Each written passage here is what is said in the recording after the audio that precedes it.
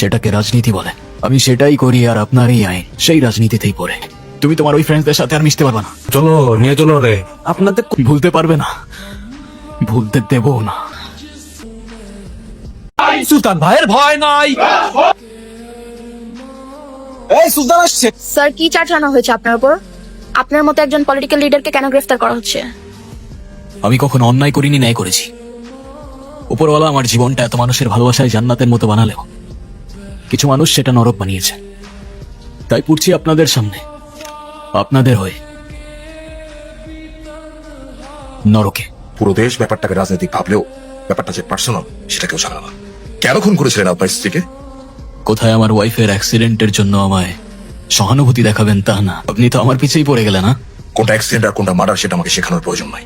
কি ভেবেছেন রাজনীতি করেন বলে সবকিছু থেকে বেঁচে যাবেন? এবার আপনাকে আইনের কাছে ধরা পড়তেই হবে। ঠিক আর বেঠিকের মাঝখানে একটা লাইন আছে স্যার, সেটাকে রাজনীতি বলে। আমি সেটাই করি আর আপনার এই আইন সেই রাজনীতিতেই পড়ে।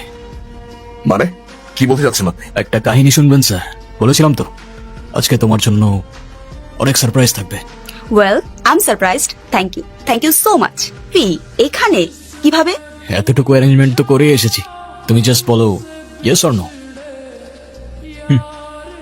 এখানে আসার পর আমার অনেক ভালো লাগে। পাওয়ার পর থেকে তো তুমি আমাকে আর আগের মতো সময়ই দাও না। তোমাকে সময় না দিয়ে অবশ্য অনেক বড় ভুলই করে ফেলছি।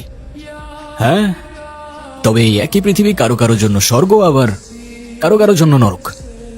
মানে? মানে বুঝতে হলে তো তোমার একটা গল্প শুনতে হবে। নো ওয়ে সুলতান, আবার গল্প?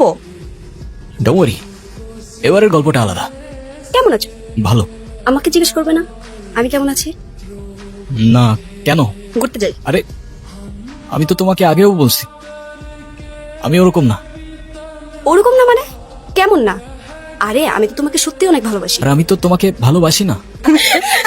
কি বুঝবো না বল? কোথায় তোর পিছনে ছেলেরা ঘুরবে আর তুই কিনা একটা ছেলের পিছনে পড়ে আছিস? সুলতান না ওরকম না, ও কোনো মেয়েকে পাত্তা দেয় না। এই সব ছেলেদের আমার খুব ভালো মতো চেনা। আমি আমি কেন ট্রাই করতে যাব? তাহলে দম না থাকলে এসব লেকচার ঝাড়তে এসো না বন্ধু। Okay wait, challenge accepted. এখন যাই তোলে, তুই বাসবি না? হ্যাঁ দেখি, ওই যে ওদের খাওয়ায়, তারপর বাসায় যাবো। আমি গিয়ে কল দিব না তোরে? আচ্ছা ঠিক আছে। অস্কার, কি করছো তোমরা? আপনি যাচ্ছিলাম, ওদেরকে দেখলাম, ভাবলাম কিছু খাবার খেয়ে যাই। এগুলো ওদের জন্য? হ্যাঁ, আমি তো ওদের প্রতিদিনই খাওয়াই। ওর নাম ব্রাউনি, ব্ল্যাকি আর অস্কার। বাবা তুমি কি করছো? হ্যাঁ, তোমাকে না কতবার বলছি ড্রিঙ্ক না করতে। রিয়েল লাইফ পলিটিক্স মানে গোজামিল দিতে হবে। আরে তোর ওরা কেমন আছে? ওরা কারা?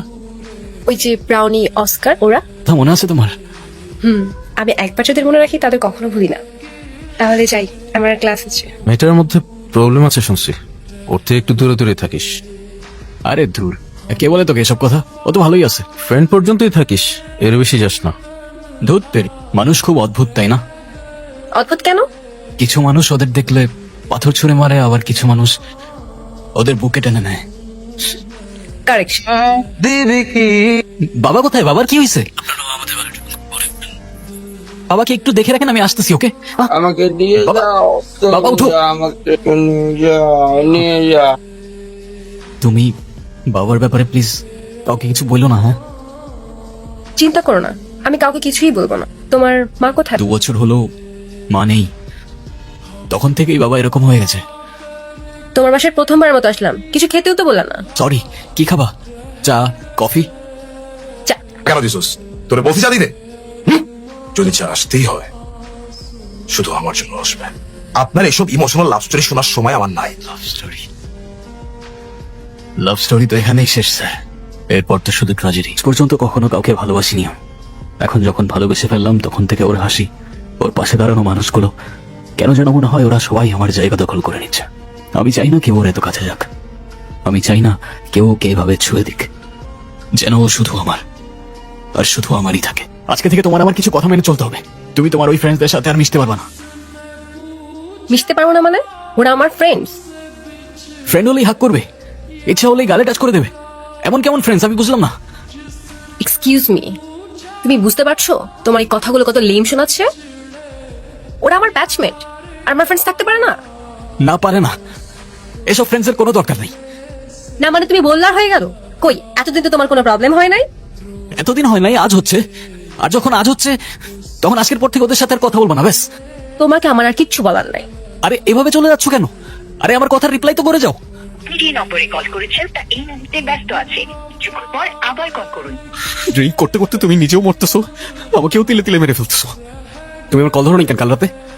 কার সাথে কথা বলছো সারা রাত? আর আমার ফ্যামিলিতে কি চলতেছে তোমার কোনো আইডিয়া আছে? কি চলতেছে তোমার ফ্যামিলিতে? টিপিক্যাল প্রবলেম, বিয়ে দিতে চাচ্ছে আমার। কি বলবো বাসে আমি? আর তোমাকে যে বলবো তুমি কিছু করতে পারবা? পালাতে পারবা আমাকে নিয়ে? তোমাকে জিজ্ঞাসা করে কি লাভ? আমার তো মনে হয় আমাদের সবকিছু এখানে শেষ করে ফেলা উচিত। পারবো, পালাতে পারবো, পালাই যাবো আমি। ঐশীর বাসায় প্রবলেম, ওরে নিয়ে পালাই যাবো। ওয়েট, ঐশীর সাথে তোর কবে থেকে? আমি তোকে আগেই সাবধান করছিলাম সুলতান। পাতে সে চাইও পালা যাবে মানে? পালা যাওয়ার টপিক কোথেকে আসলো?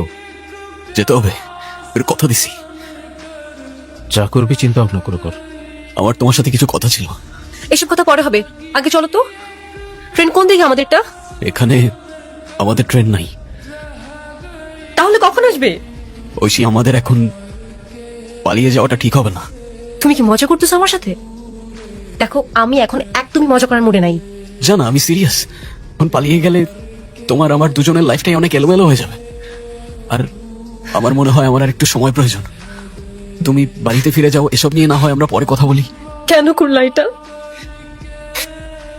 আমি তোমার জন্য, আমি আমার বাড়ি, আমি আমার ফ্যামিলি সব কিছু ছেড়ে আসছি, আর তুমি আমাকে ফিরিয়ে দিচ্ছ। ঠিক আছে, চলে যাবো আমি। ওই মুহূর্তে প্রচন্ড মায়া হচ্ছিল আমার ওর জন্য। ভাবছিলাম ওর সাথে পুরোটা জীবন কাটিয়ে দিলে ক্ষতি কি। ভাবছিলাম ওকে চিৎকার করে ডেকে বলবো চলো অনেক দূরে পালিয়ে যাই। তবে যখনই ওকে ডাকতে যাবো ঠিক তখনই। এই তোর নাম নীরব না? না স্যার, আমি সুলতান। এই চল চল, নিয়ে চলো রে। স্যার আমি কিছু করি নাই তো স্যার। স্যার আমার ঐশীর সাথে কথা বলতে হবে স্যার, ওকে ছেড়ে দেন, আমি নির্দোষ স্যার। চলো চলো, নিয়ে চলো রে। আপনাদের কোথাও একটা ভুল হচ্ছে স্যার। আরে, কি করছেন আপনারা স্যার? আপনাদের ভুল হচ্ছে স্যার, আমার ওর সাথে কথা বলতে হবে স্যার, প্লিজ। তোমার নাই এই শালা রে, এত মারলাম তারপরে কিছু স্বীকার করে না। খোদার কসম স্যার, আমি কিছু করি নাই। আমার নাম সুলতান, আমি কিচ্ছু করি নাই স্যার। রাজশাহীতে ড্রাগ সাপ্লাই করস, যুব সমাজকে নষ্ট করস। স্যার আমি কিছু করি নাই স্যার, আমি তো স্টুডেন্ট স্যার। স্টুডেন্ট অবৈধ ড্রাগ সেবন বহন সহ যা যা আছে সব একটা কেসিডি করতো। Okay sir. কিরে বাবা আসে নাই? কি হয়েছে? বাবা কোথায়? চল, কি হয়েছিল বাবার? তুই যাওয়ার পর আঙ্কেল একদম একা হয়ে গেছে। কারোর সাথে কথা বলতো না, ঠিক মতো খাওয়া দাওয়া করতো না। আর ঐশী, ও কোথায়? শুধু একবার দেখা করি ওর সাথে, একবার ব্যবস্থা করে দেন প্লিজ। নেক্সট উইক আমাদের ব্যাচের কয়েকটা ডিপার্টমেন্টের রিইউনিয়ন, অনেকেই আসবে, হয়তো ঐশীও আসবে। তবে 4 বছর রিলেশনশিপের পরে যেহেতু বিয়ে, রোমান্স তো থাকবে। কি বলো? কি বললেন আপনি? 4 বছরের রিলেশনশিপ মানে? এই কে ভাই? কে তুমি? ঐশী, তুমি কিছু বলতেছো না কেন? 4 বছরের রিলেশনশিপ মানে কি? আমি কি ছিলাম তাহলে? হ্যাঁ, ঐশী কে ছেলে? জানি না আমি, কিভাবে বলবো? আমি চিনি না। চেনো না মানে? হ্যাঁ? তুমি আমাকে ভুলে গেছো? হ্যাঁ, কি বলতেছো তুমি? সরি ওর একটু প্রবলেম আছে। আরে ওর হয় আমি স্যার। কি করতেছস? কোথায় নিয়ে যেতেছস তুই আমারে? আরে শান্ত হ। কি শুরু করছিস তুই? এখানে সবার সামনে আপনি সিক্রেট করছিলি কেন? তুই শুনছস ঐশীর হাজবেন্ড কি বলছে? হ্যাঁ, ওদের 4 বছরের রিলেশনশিপ কিভাবে? হ্যাঁ, আমি ছিলাম না 2 বছর। ওদের 4 বছর রিলেশনশিপের পর বিয়ে কিভাবে হয়? সবকিছু প্রি প্ল্যান করা ছিল। সুলতান ছেলেটার জন্য খারাপ লাগছে, একটু বেশি বেশি হয়ে গেছে। তুমি তো বলছিলে ছেলেটাকে নাকি তোমার লাইফ থেকে সরাতে পারছো না। কি করব? ওর সাথে তো মজা করতে করতে রিলেশনশিপে চলে গেছিলাম। এদিকে রাফাতের সাথে অলমোস্ট 4 বছরের রিলেশনশিপ। কিছুদিনের মধ্যেই অস্ট্রেলিয়া থেকে চলে আসবে। এর মধ্যেই যদি সুলতানকে না সরাতাম, রাফাত আসলে কি অ্যান্সার দিতাম আমি? তোমার যেটা পাওয়ার কথা ছিল সেটা কিন্তু আমি এখনো পেলাম না। যেহেতু কথা দিয়েছি অবশ্যই পাবেন। ডোন্ট ওয়ারি ভাইয়া, প্রমিস। সেদিন যখন ঐশীর মুখ থেকে কথাগুলো শুনছিলাম, একে বিশ্বাস করতে কষ্ট হচ্ছিল। ভালো তো আমিও বাসতাম তোমাকে, কিন্তু তুমি তো ভুল মানুষকে ভালোবাসো সুলতান। তাড়াতাড়ি আসো, আমার একা একা ভয় লাগছে। সুলতান তুমি? এখন চিনতে পারছো? তখন তো চিনতে পারছিলে না, ভুলে গিয়েছিলে। না মানে ভুলতে পারবে না, ভুলতে দেবো না। কি কি বলতেছো তুমি এসব? বুঝতে পারছো না কি বলছি? হ্যাঁ, যে নরকের খেলা তুমি আমার সাথে শুরু করেছিলে তার শেষটা আমি করব। যতটুকু কষ্ট, যতটুকু যন্ত্রণা আমি সহ্য করেছি তার পুরোটাই ফেরত পাবে তুমি। আজকে থেকে প্রত্যেকটা দিন, প্রত্যেকটা মুহূর্ত কাউন্ট করতে থাকো, কারণ এবার তোমার নরকে যাবার পালা। তো আগেই পেছন থেকে একটা গাড়ি এসে লিটারেলি ধাক্কা দেয়। হ্যাঁ, সব ঠিকই আছে, ব্যান্ডেজ করে আসছে, তেমন কিছুই হয়নি। করিনি তাই হয়নি, করলে আজ আর বেঁচে ফিরতো না। মানে? হ্যালো, কে? যে ভাবছো ঠিক সে, বলেছিলামই তো, এবার তোমার নরকে যাবার পালা। দেখো, এভাবে চলতে পারে না, এভাবে আমি আসতে পারবো না। আমাদের একটা সলিউশন করা উচিত, প্লিজ। যা কিছু হয়েছে তা তো বদলানো সম্ভব না।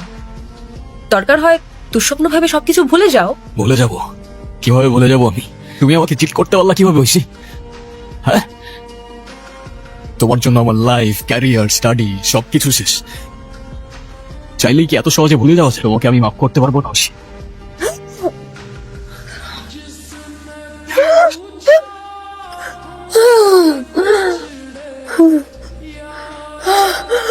তোমাকে আমি মাফ করতে পারলাম না। কোনো সমস্যা নেই, আমার কাহিনী আমি চেঞ্জ করে দেব। চলো। ওকে। তো জানো সিগারেটের ধোঁয়ায় আমার ব্রিদিং প্রবলেম হয়। লেটার কি করা উচিত ছিল? ক্ষমা করে দিয়ে আরেকটা সুযোগ দিয়ে সবকিছু নতুন করে শুরু করা উচিত ছিল। আমিও প্রথমে তাই ভেবেছিলাম, তারপর ভাবলাম শিরক তো সৃষ্টিকর্তাও মাফ করে না, আর আমি তো সামান্য ইনসান, আমি করি কি করে? মানে? মানে এবার তোমার নরকে যাবার পালা। সুলতান,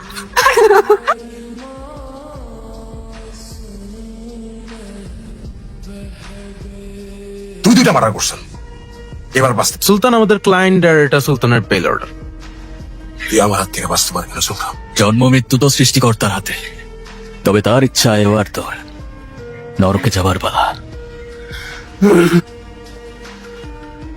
আমার ছেলের জীবনটা আল্লাহ তাআলা বাঁচাই দিয়েছে, আমি আপনার কাছে সারা জীবন কৃতজ্ঞ থাকবো। এই গল্পের নায়ক বিলেই না, সত্য গল্পের মিথ্যা আমি। পাপ পুণ্যের এই দুনিয়ায় পুণ্য করা পাপী আমি, স্বর্গের মতো এই দুনিয়ার স্বর্গের ভেতর নরক আমি, নরক আমি।